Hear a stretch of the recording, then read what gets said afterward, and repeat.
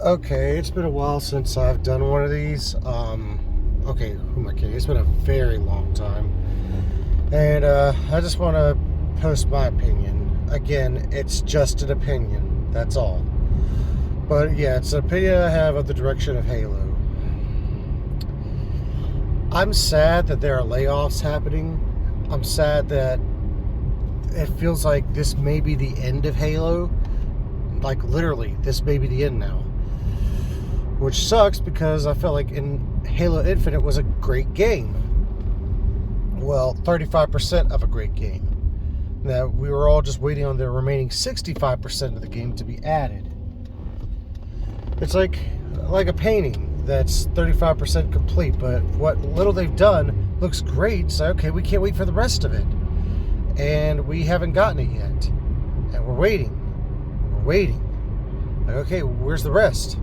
Because you started something great, but we want to see where it goes, like when it's finished. Because clearly Halo Infinite is not finished. This is a sorely empty package. They said themselves this game is going to be the next Halo game for 10 years. Just stuff added to it. I'm like, well, I want to see what gets added so I can see the complete picture. But unfortunately, we don't have that option right now. And from what it sounds like, we may never get that option. I hope that's not the case. But what can I do? What can any of us do? So, I mean, I feel like Infinite's multiplayer is way better than Halo 5's. I'm sorry, I liked Halo 4 a lot. It was my favorite all-around Halo. And don't get me wrong, I did not start with Halo 4. I've never owned a single Call of Duty game in my life. I just liked Halo 4 a lot all around for multiplayer and campaign. Now, I started with Halo 3, loved the crap out of that game, and then went and got Halo 3 ODST, loved that as well, and then when I heard Reach was coming out, I thought that was pretty cool, and I went and bought Halo Legends, loved the hell out of that too, and then decided, well, if I'm going to play these games and like the story, I might as well go back and play the first and second Halo. Now, originally I tried to beat them on Legendary on my first run, since I had already beaten Halo 3 ODST on Legendary, and then Halo 3 on Legendary solo, both of which were a living nightmare on my first run. Keep in mind, I had never actually beaten any game on Legendary before, but I prevailed. But anyways, so with Halo 1, I realized I'm not going to make it. Not on Legendary, not on my first run. It's just too damn hard. And then Halo 2, oh, yeah, I'm sure anyone who's played Halo already knows that's a nightmare-induced dream that is safe for another time. And I'm sure anyone who's played Halo 2 on Legendary knows the horror behind it. But anyways, got Halo Reach, loved it, and then got Halo, what was it? Halo Wars, yeah. Then I started getting the novels, started reading those, then started reading the comics, loved those too. Then Halo 4 was coming out, and I felt like all the promotional work, all the artwork, all the pre-order bonuses at all these different retailers, the movie Forward Unto Dawn, which to this day is still the best rendition of a Halo live action anything ever done.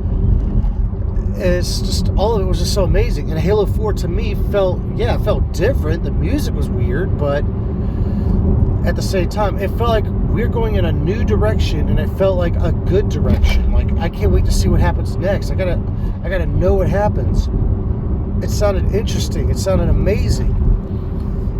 And then we got the Master Chief Collection, which, yeah, it did suck that the multiplayer didn't work online, but I never really cared much for multiplayer anyway, unless I'm playing with my friends, and by then, my marriage had ended, so and once that happened, all my friends just went different ways for some reason. And so, yeah, then I had no one to play Halo with. And so I just played the campaign over and over on the Master Chief Collection. But anyways, yeah, then Halo 5 came, and I spent so much money on that freaking game because I thought it was going to be really awesome, because I loved Halo 4. I thought it was great, so I thought Halo 5 was going to be just as good, to me at least. So, yeah, I mean, I bought the limited collector's edition, bought the Halo 5 Xbox One console, which I still have, the collector's edition strategy guide, and the Master Chief controller. What did I get? I got the one campaign, the first Halo campaign ever, that I didn't like. It really, really disappointed me. It just felt so sad. And then we got Halo Wars 2, which was really good. I love the direction it went. I love the Banished as an enemy. They make sense. More sense than freaking Cortana going crazy for some reason. And so, yeah, then we finally got Halo Infinite, and I love the gameplay. The gameplay feels like a mix between Halo 3 and Reach. That's what it feels like to me. And I love this game because of it. It's just, like I said, it just feels incomplete. I'm waiting for PvE modes. I'm waiting for more campaign DLC with more biomes. I'm waiting for more story to be added. I'm waiting for more novels to drop so I could read those so they could tie in with Halo Infinite. I'm waiting for so much more, and nothing's happening except 343 is laying people off. And now I would say that they're going to be an overseer, just to look over the games as they're developed by other studios now. Like, what the heck? I don't want the series to die right now. I want it to, if it's gonna end, I'd rather Halo end with a complete story, wrap it up, tie it up with a bow, and just say, that's it, this is the ending right here, it's done.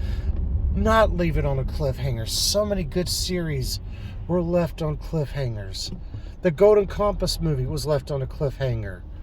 Rurouni Kenshin, the anime, it never completed. The manga did, but the anime didn't. The cartoon, The Pirates of Dark Water. That was a kid's cartoon, but it was good, but because of the low amount of people watching it and because of the budget for it, they just canceled it, and there's no ending to the story anywhere. It simply doesn't exist. There's no comics, there's no books, nothing. It's just left on a cliffhanger, and that's it. And I don't want that to happen to Halo. Halo's good. It's got the potential to end the story the right way. And I still have theories of how the story should end. Of course, a lot of people will most likely disagree with me. But I still think the best way for Halo, the entire series, to end is to have some sort of threat that's extremely dangerous. Maybe the Floods come back or something, and all of humanity, species from the prior Covenant and Banished, just all these different intelligent beings, find a shield world that's kind of like Onyx, that's, well, Trevelyan, if you want to get the official name now, and just go there, hide out inside of it while Master Chief is the one to fire all the Halo rings, to kill the Flood, and himself along with it, to save the galaxy. I feel like the best way to end the series is to end it where it started, chronologically where it started. The Forerunners fired the Halo rings to save the galaxy. It's only fair that humanity brings us full circle and brings us right back to the same spot and does the same thing to end the series. Because to me, it feels like it is inevitable. We're going to fire the Halo rings. We're going to kill everything again because we have no choice. But then what's left will endure and try to start over, and hopefully this time do the right thing. And the best way to end off Master Chief's tale is for John 117, right before he fires the rings, to pull out a coin from one of his pouches on his belt, a coin that he was given when he was a child, of a man's head on one side and an eagle on the other. And for those who've read the novels, you know what I'm talking about. Anyways, that's just my rant. Sorry to keep going on and on like this. It's just something I've been thinking about for a while. Hope you all are doing good. Bye.